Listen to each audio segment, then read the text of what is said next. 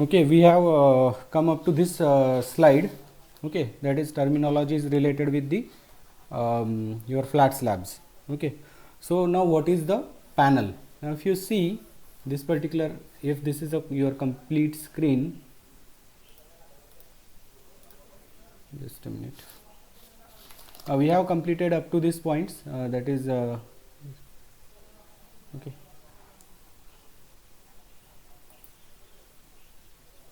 What is your panel? Okay, if you consider, if we are having some hall which is having 24 by 24 meter size, that is this dimension is 24 meter and this particular dimension is again 24 meter. Okay, now what we will be doing while designing this particular hall or particular building with flat slab, what we will be doing, we will divide this particular complete structure into number of panels. Okay, now in this particular picture you can see the two we have divided this particular structure in panels of 6 by 6 meter. This is along x direction 6 meter and along y direction 6 meter. So 6 by 6 panels are made. Now this imaginary line is there. Okay, there will be no beams in case of flat slab. If you see this imaginary line, what we can see, this imaginary line joining the columns divide this complete slab into number of panels. Okay, so this particular portion or the portion between center lines of adjacent columns is considered as a panel. Now we have two different types of panels are there. The first type of panel is called as an interior panel. If you see this particular panel, that is this particular panel. Okay, now you can see we have another panels on this side, and this side. So this is called as an interior panel. So this is our interior panel.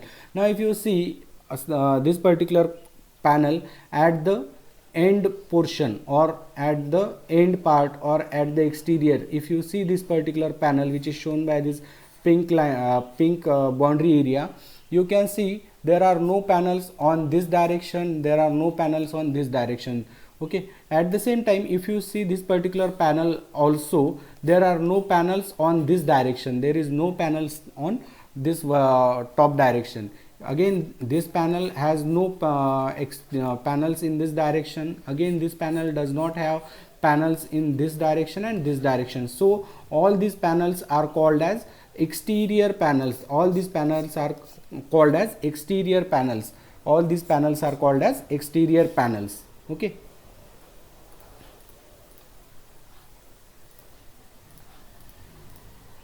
Now what is a column strip? Now column strip, what we will be doing for design purpose or for just for providing steel reinforcement, what we will be doing, we will be dividing your complete panel into column strips and middle strip. So what is column strip and middle strip? I will explain. Okay, if consider we are having some panel like this, okay, if this is your panel, okay, which is shown by this pink line, this is your one panel. Okay, let us consider this is, or otherwise, just a minute, let us consider this central panel and I will change the color. Okay, let us consider this central panel which is shown by this yellow color line. Okay, so this panel is an interior panel. Okay, now what we'll be doing, we'll be dividing this particular panel in column strips and middle strip, so that we'll be providing it will be easier for us to provide this steel reinforcement. Okay, so what we'll be doing, we'll divide this into panels. Okay, column strips, middle strip and column strip. So what we'll be doing, we'll divide this panel panel into column strip. So one column strip will be like this. This will be one column strip. Okay, again this will be another column strip. Okay, this will be the area near the columns. This will be the area near the column. This will be the area near the column. Now if we have this particular length as L2, if we have this particular distance as L2, then this particular distance by mistake in the last lecture I told you this total distance. Okay, that was wrong. Actually this particular distance, okay, this particular distance should be 0.25 L1, 0.25 L1, where L1 is the this span. This span is L1, okay, or this particular span is L1. Then this column strip, the width of this column strip, this should be 0.25 L1 or L1 by 2. Okay, that is for this L2 span. What will be considering L1, okay, that is L1 by 4, sorry, L1 by 4 or 0.25 L1. But this particular width of column strip, this should not be more than 0.25 L2. This should not be more than 0.25 L2. Sorry, this should not be more than 0.25 L2.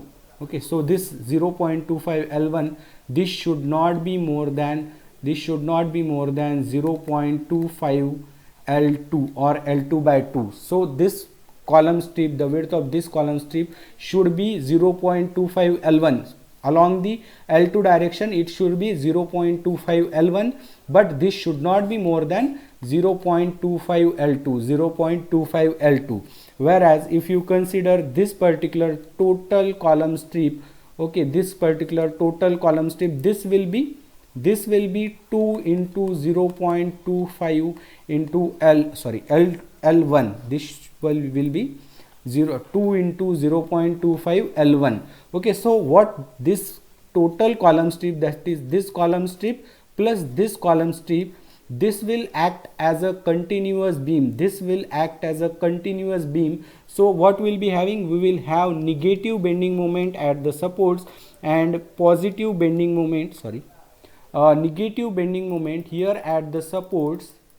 Okay, it will act as a continuous beam, therefore negative bending moment, there will be negative bending moment at the support, and positive bending moment will occur at the central span. Again here it will be negative bending moment, positive bending moment and negative bending moment. Okay, so this column strip will act as a continuous beam. Now if again there will be another column strip like this.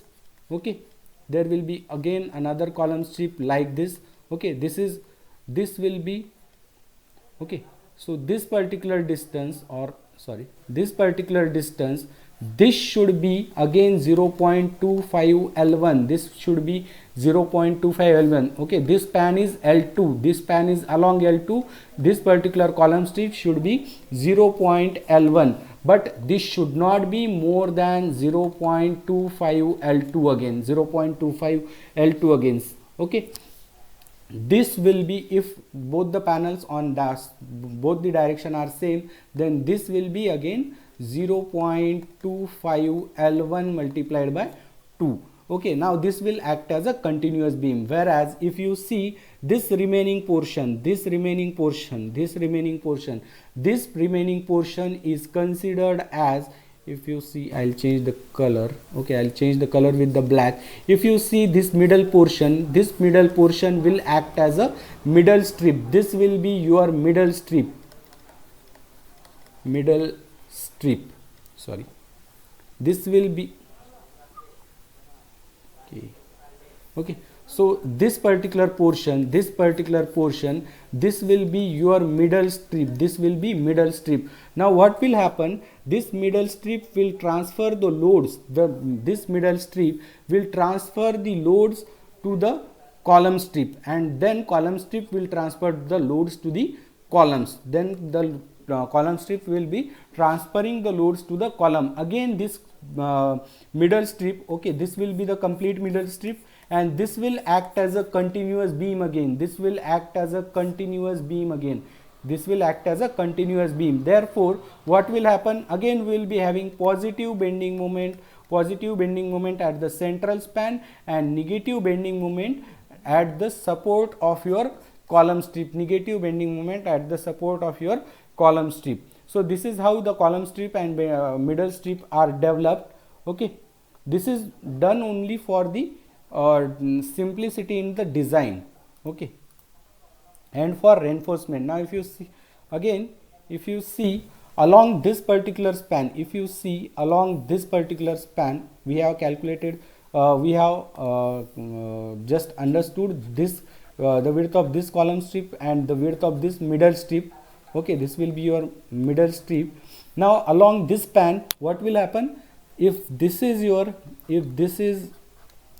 L1, if this span is L1, then this column strip, this width will be 0.25 L2, but this should not be more than 0.25 L1. This should not be more than 0.25 L1. So this is how we will be defining the column strip, and similarly we will calculating this width of column strip for this particular location, and the remaining portion, this will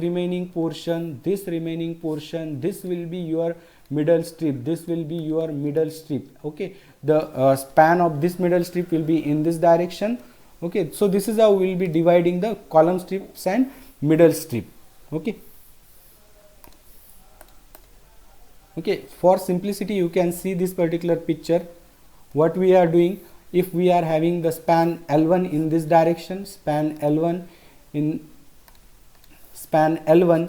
this direction, then the width of column strip, this is L1, okay, and this is L2, then this column strip, this width will be 0.25 L1. This will be 0.25 L1, but this should not be more than 0.25 L2. This should not be more than 0.25 L2. Similarly for this strip also, and the middle strip will be remaining portion, that is this complete L2 minus this column strip minus this column strip. This will be your middle strip, width of your middle strip. Similarly we will be dividing the panel in this direction also. In this direction also we will have column strip like this, and middle strip like this. This will be your middle strip. Okay, just overlap these two figures. What we'll be getting? We'll be getting some figure like this. Okay, we will be getting some figure like this. So we'll, for any flat slab, we'll be having column strip in this direction, again column strip in this direction, again column strip in this direction, and column strip in this direction like this. Whereas again we will be having middle strip like this, and middle strip like this. Okay, this will be the middle portion of your panel. So this is how middle strip and column strips are divided. Okay, now actually how the actual behavior of your flat slab is like this. Okay, the column strip will be developed like this, and middle strip will be like this. You can see the middle strip will be shown by this black color line hatches. Okay, so middle strip will be developed like this, but for simplicity what we will be doing, we will be considering that the column strip will be developing like this, which will be shown by this hatched portion, yellow hatched portion.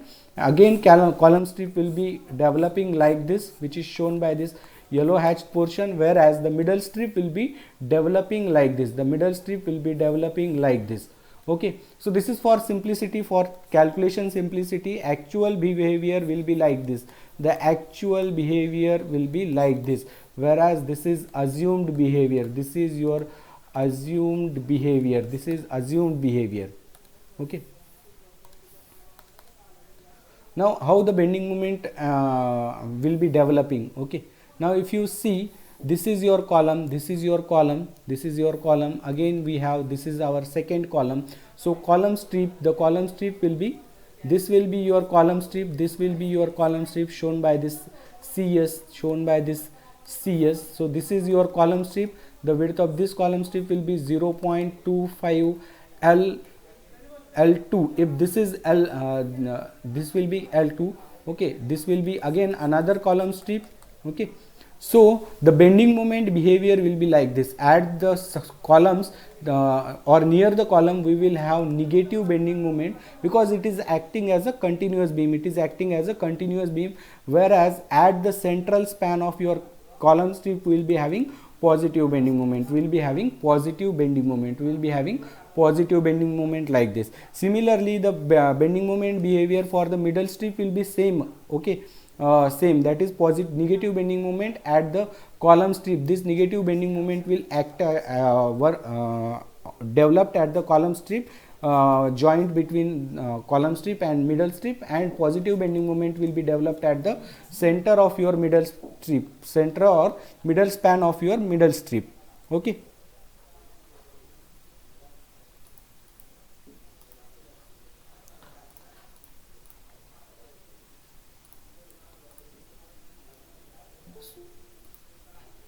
Okay, now up to this point, is there any problem?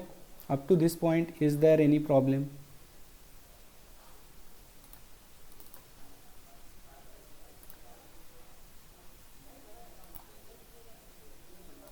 Okay, there are some IS code provisions are there. We'll see one by one. Okay, the first IS code provision is regarding your thickness of your slab, thickness of your flat slab. Now the minimum thickness of your flat slab shall be 125 mm. The minimum thickness of your flat slab, this should be 125 mm. Okay, as there are no beams between the columns, therefore the thickness of your flat slab is generally high as compared with your conventional slab. Therefore the minimum thickness of your flat slab, this should be 125 mm. This should be 125 mm.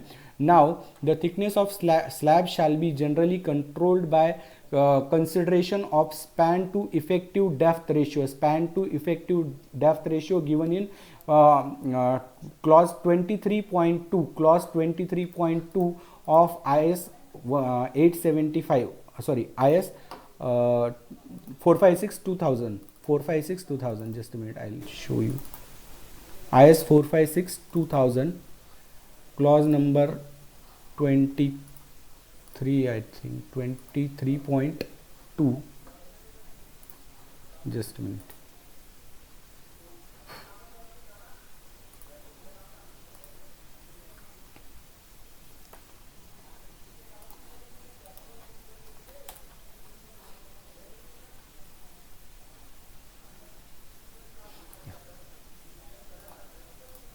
Okay, as per IS 456 2000,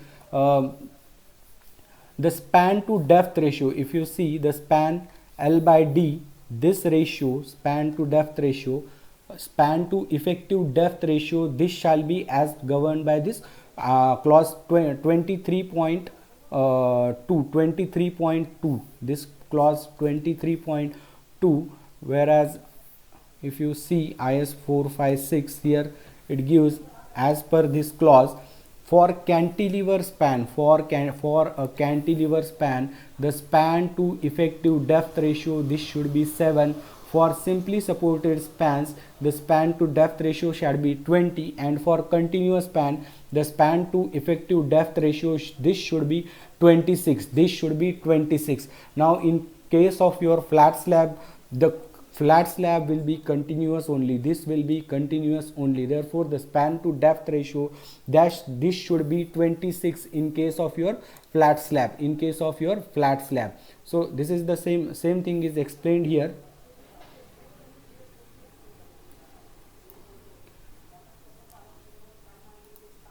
Okay, for flat slab, conforming to depth, span to effective depth ratio, span to depth ratio, that this should be multiplied by 0.9. This should be multiplied by 0.9. So if we are providing some drops, if this is your slab, if this is your slab, near the column location, near the column location, what we will be doing, will increasing the depth of your, this is your slab, this is your slab, this is your column.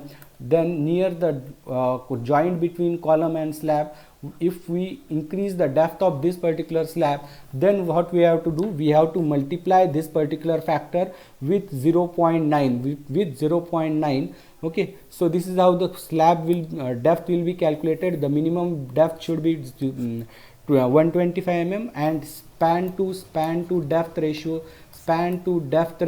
this span to the depth ratio, this should be 26, this should be 26. Generally the slabs will be continuous, therefore this should be 26 only.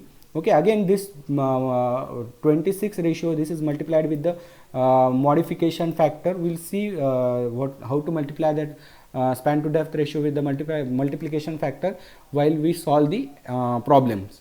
okay, the same thing is explained here, that is minimum depth, this should be 125 mm, span to effective depth ratio.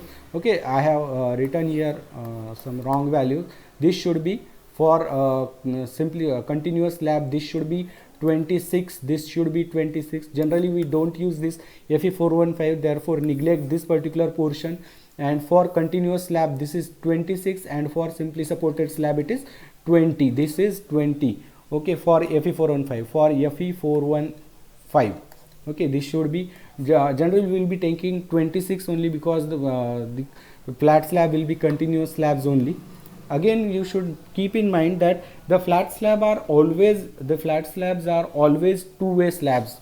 These are always two-way slab. Another clause of this particular IS 456 regarding the depth of your slab is that if we are providing drop panels, means if we are providing higher depth near the columns in case of flat slab, then this particular span to effective depth, sorry, this should be 26, span to effective depth ratio, this should be multiplied with the 0.9, this should be multiplied with the 0.9. For these ratio, larger of two spans should be used. This, for calculating this span upon depth ratio, larger span should be used. If we have panel dimension as 4/6, if we have panel dimension as 4/6, then span upon effective depth ratio, this should be 6000 divided by the effective depth. Let us consider effective depth is 125 mm, then this span upon depth ratio will be considering like this only, not this should not be considered like this 4000 divided by 125. This will be a wrong practice. You should use this 6000 divided by 125. This will be the span upon effective depth ratio, and this should be equal to 26 multiplied by the multiplication factor. okay, this part is already covered in your RCC itself. okay, now regarding the drops when provided. okay, what is it saying? Drops when provided. okay, when we'll be providing drops? We'll be providing the drops when the bending moment will be higher. At the same time, when the bending moment will be higher, then we'll be providing the drop for the flat slab. Then if we are providing the drop, the drop shall be rectangular in plan. This should be rectangular in plan. If we have a column, circular column, let us consider this is a plan, this is plan, then even if we have circular columns, then the drop should be rectangular in plan, and the drop should have a length in each direction not less than 1/3 of the panel length. The 1/3 of the panel length. If this is our panel, this is your panel, then the length of this drop panel, this should not be less than 1/3 of the panel length. If we have this one as L1, the length of this drop panel, this should not be less than L1/3. This should not be less than L1/3. Now for exterior panels, now if we have some panel, if we have, if we are considering this exterior panel, if we are considering this exterior panel, then the width of this drop shall be right angle to the non-continuous edges.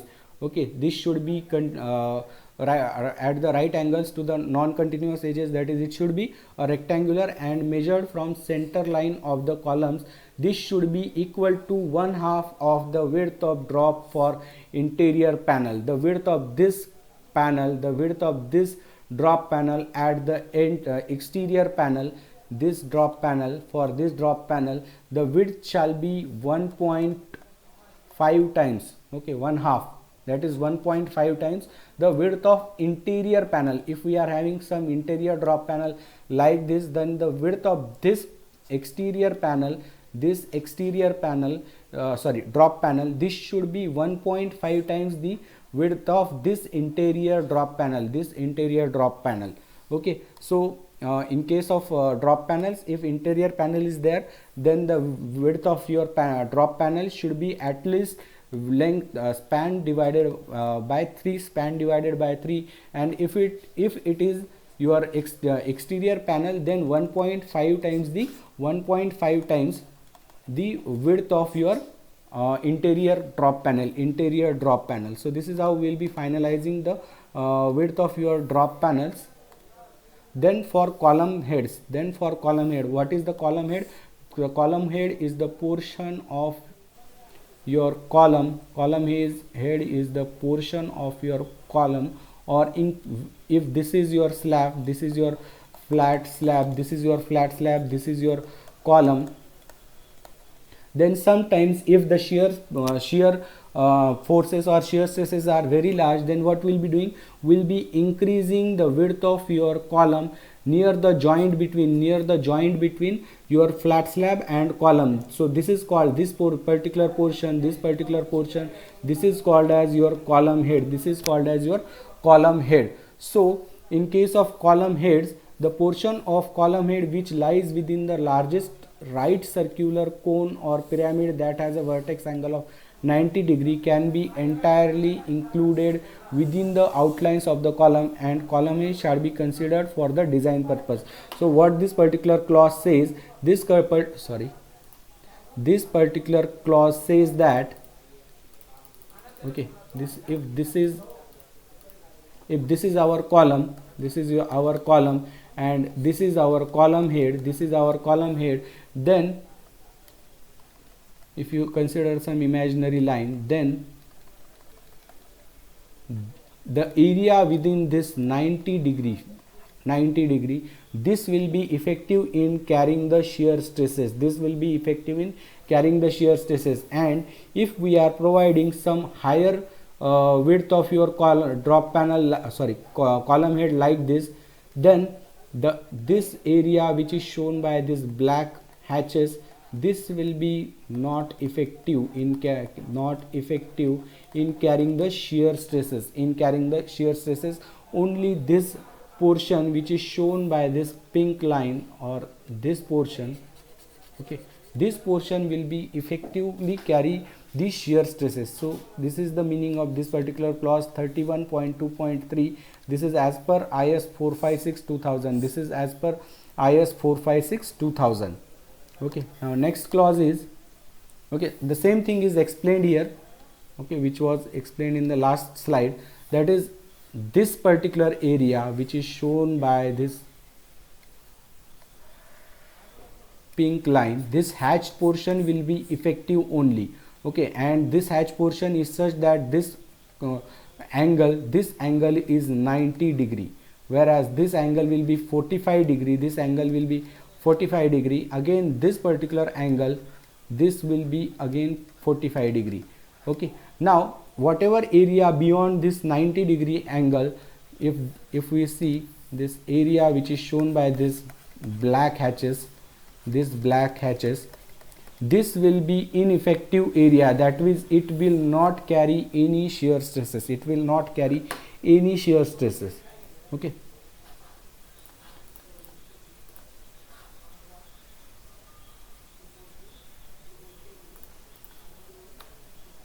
Okay, same thing is explained. So these were some IS code clauses which are to be considered while designing any flat slab. Now we'll go one by one for the various steps for design of your flat slab, various steps which are considered for design of your flat slab.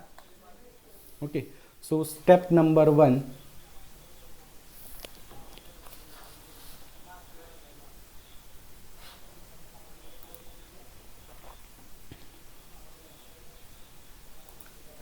so step number 1, step 1 is given data. Let us consider given data. Okay, step 2 will be, okay, is there any problem up to this point?